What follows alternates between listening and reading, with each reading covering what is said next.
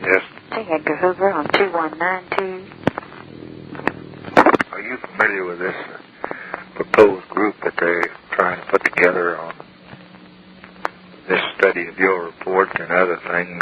Two from the House, two from the Senate, somebody in the court, a couple outsiders. No, I haven't heard of that. I've seen the reports on the Senate investigating committee that they've been talking about. Yeah, well, we think if we don't have, I want to get by just with your filing your report. I think it'd be very, very bad to have a rash of investigations. Well, the only way we can stop them is probably to appoint a high-level one to evaluate your report. Yeah. And put somebody that's pretty good on it from that I can select out of the government and tell the House and Senate not to go ahead with the investigation. Yes. Because we get up there and get a bunch of television going, and I thought it'd be bad. It'd be a three-ring circus. Yes. What do you think about Alec Dulles? I think he would be a good man. What do you think about John McCloy? I'm not as enthusiastic about McCloy. I knew him back in the Patterson's down here, secretary thing. He's a good man, but I'm not so certain as to the matter of the publicity that he might seek on it. What about General Northcutt? A good man. I guess Boggs has started in the House. I thought maybe we might try to get Boggs and Jerry Ford in the House, maybe try to get Dick Russell and maybe Cooper in the Senate. Yes, I think so. I don't know. You know any reason? Just talking to me and you going to talk like brothers. Yes. No other reason. Any reason? Any there? I thought Russell could kind of look after the general situation, see that the states and their relations. Russell would be an excellent man. And I thought Cooper might look after the liberal group. Who's that? Cooper, Kentucky. Oh, yeah, Cooper. So they wouldn't think that he's a pretty judicious fellow, yeah. but he's a pretty liberal fellow. Yes. I wouldn't want Javits or some of those off on it. Javits plays the front page. Cooper's kind of border state. Yes. It's not the South. It's not the North. That's right. Do you know Ford from Michigan? I know of him, but I don't know him. I saw him on TV the other night for the first time. He handled himself well on that. You know Boggs? Yes, I know Boggs. He's kind of off in the resolution. Yes, I know him. Now, Walter Jenkins, that you designate Deke to work with us like you did on the Hill. I have, yes. I tell you, I sure appreciate that. I didn't ask for it because I knew you knew how to run your business better than anybody else. And I just want to tell you, though, that we consider him as high class as you do, and it's a mighty gracious thing to do, and we'd be mighty happy. And we salute you for knowing how to pick good men. Well, that's mighty nice of you, Mr. President, indeed. We hope to have this thing wrapped up today, but we probably won't get it before the first of the week. This angle in Mexico is giving us a great deal of trouble because the stories there of this man, Oswald, getting $6,500 from the Cuban embassy and then coming back to this country with it.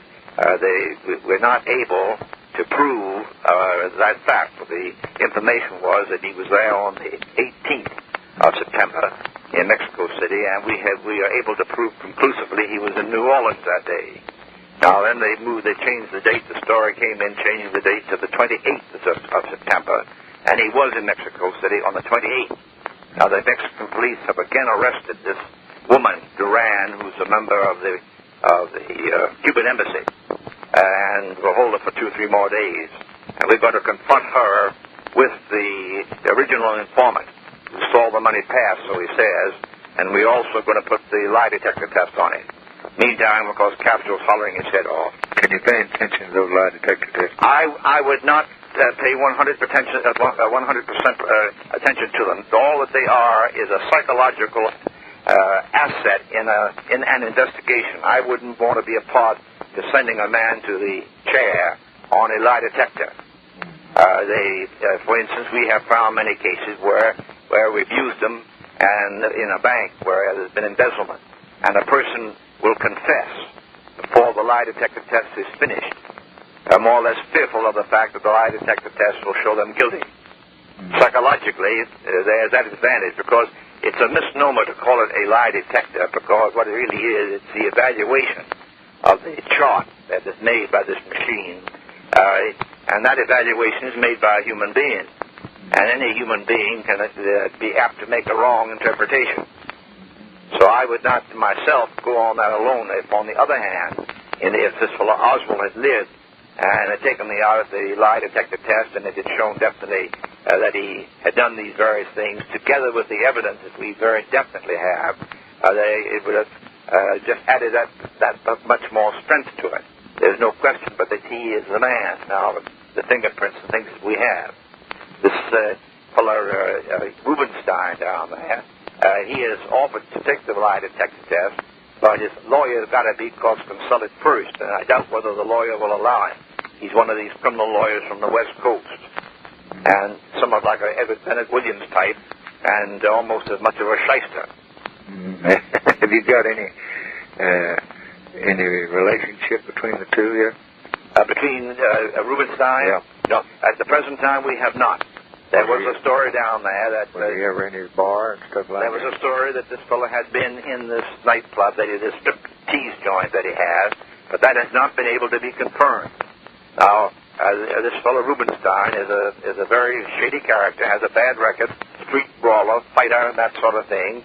And in the place in Dallas, if a fellow came in there and couldn't pay his bill completely, Rubenstein would beat the very devil out of him and then throw him out of the place. He was that kind of a fellow. He didn't drink, didn't smoke, boasted about that. He is what I would put in the category one of these egomaniacs. He likes to be in the limelight. He knew all the police in that white light district where the joints are in there. And he also let them come in, see the show, get food, and get liquor and so forth. That's how I think he got into police headquarters. Because they accepted him as kind of a police character hanging around police headquarters. And for that reason raised no question. Of course, they never made any moves as the pictures show, even when they saw him approaching this fellow and got up right to him and pressed his pistol against Oswald's stomach. Neither of the police officers on either side made any move to push him away or to grab him. It wasn't until after the gun was fired that they then moved. Now, of course, that is not the highest degree of efficiency, so to say. Secondly, the chief of police admits that he moved him in the morning as a convenience and at the request of the motion picture people who wanted to have daylight. He should have moved him at night, but he didn't. And, those derelictions in that phase. But so far as tying Rubenstein and Oswald together, we haven't as yet done so. There have been a number of stories come in. We've tied Oswald into the Civil Liberties Union in New York, membership into that, and of course into this this Cuban Fair Play Committee, which was pro-Castro and dominated by communism and financed to some extent by the Castro government. How many shots were fired? 3. Any of them fired at me? No, there was all 3 at the president. All 3 at the president, and we have them. 2 of the shots fired at the president were splintered, but they had characteristics on them so that our ballistic expert was able to prove that they were fired by this gun. The 3rd shot, which hit the president, he was hit by the 1st and the 3rd. The 2nd shot hit the governor. The 3rd shot is a complete bullet. That wasn't shattered, and that's rolled out of the president's head. It tore a large part of the president's head off, and in trying to massage his heart at the hospital, on the way to the hospital, they apparently loosened that, and that fell onto the stretcher, and we recovered that, and we have that, and we have the gun here also. Were they aiming at the president? They were aiming directly at the president. There's no question about that. This telescopic lens, which I've looked through, it brings a person as close to you as if they were sitting right beside you. And we also have tested the fact that you could fire, those 3 shots were fired within 3 seconds. There have been some stories going around in the papers and so forth that there must have been more than one man, but because no one man could fire those shots from the time that they were fired.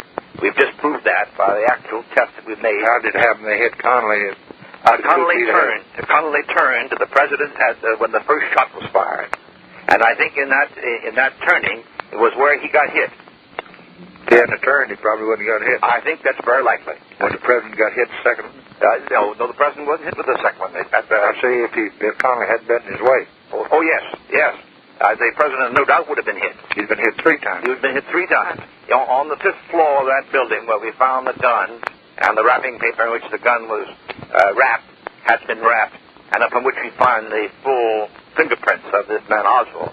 On that floor, we found the 3 empty shells that had been fired, and 1 shell that had not been fired. In other words, there were 4 shells apparently, and he had fired 3, but didn't fire the 4th one.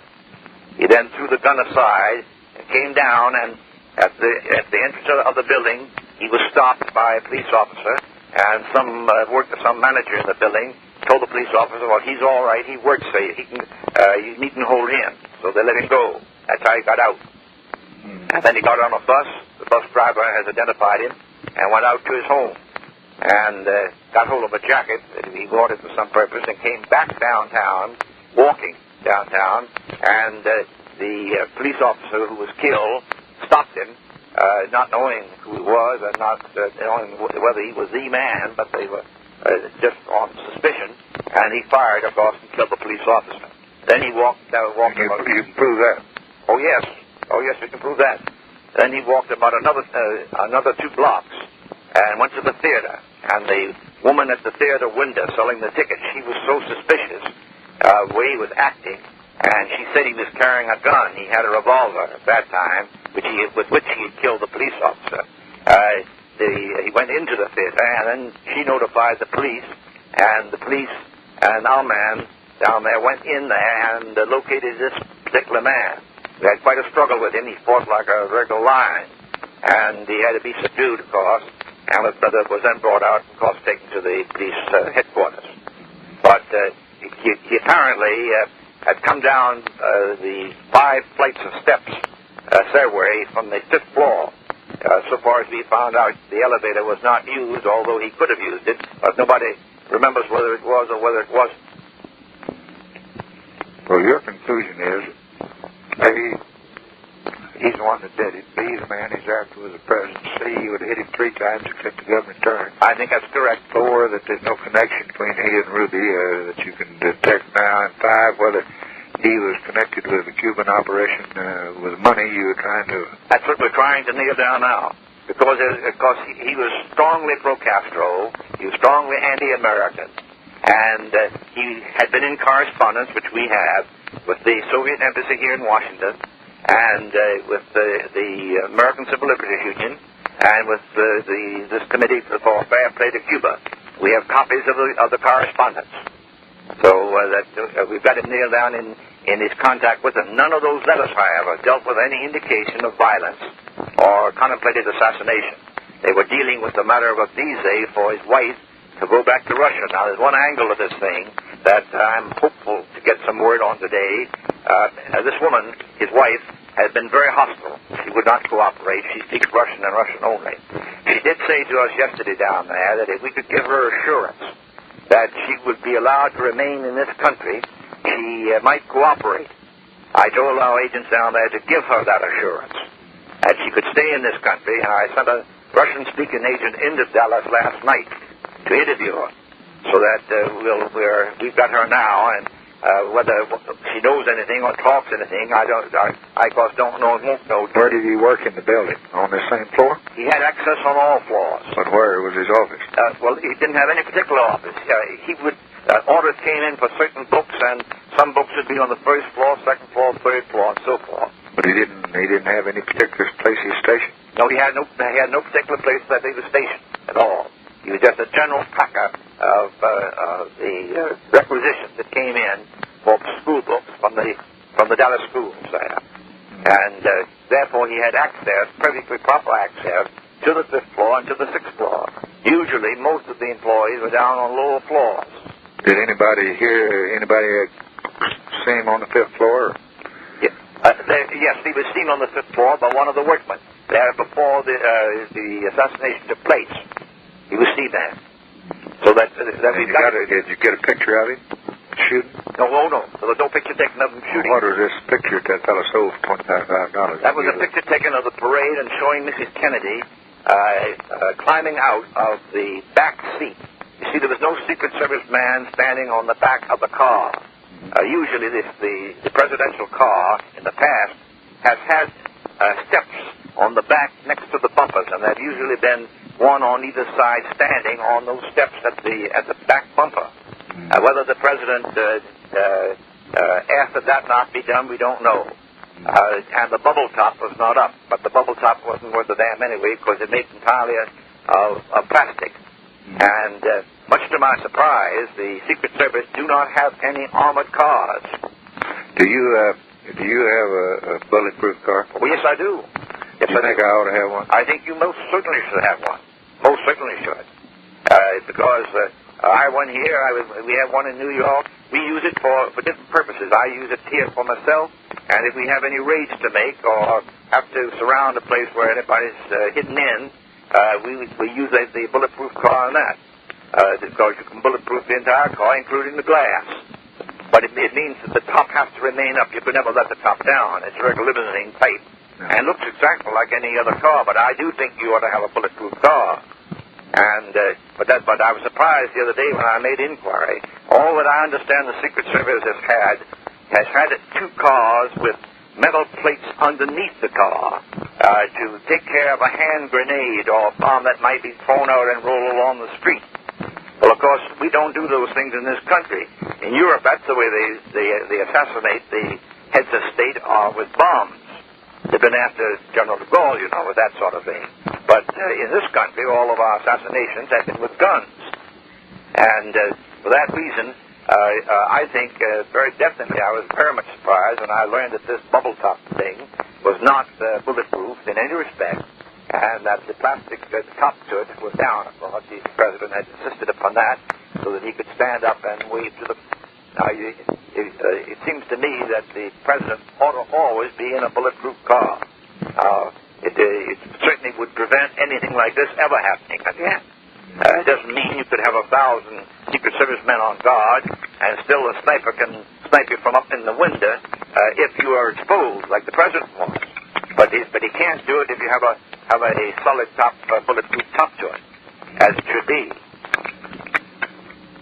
You mean I ride around my ranch? I ought to be in a bulletproof car?